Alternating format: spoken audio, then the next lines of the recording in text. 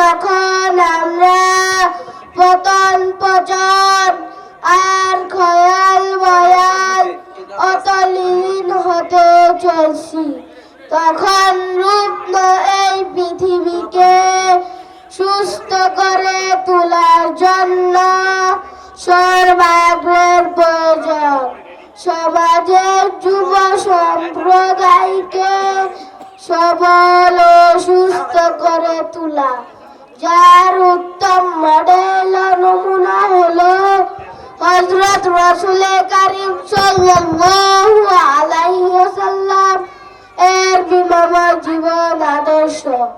রাসূল কারীম সাল্লাল্লাহু আলাইহি ওয়াসাল্লাম এমন এক সমাজ ব্যবস্থাকে পরিবর্তন করতে সক্ষম হয়েছিলেন।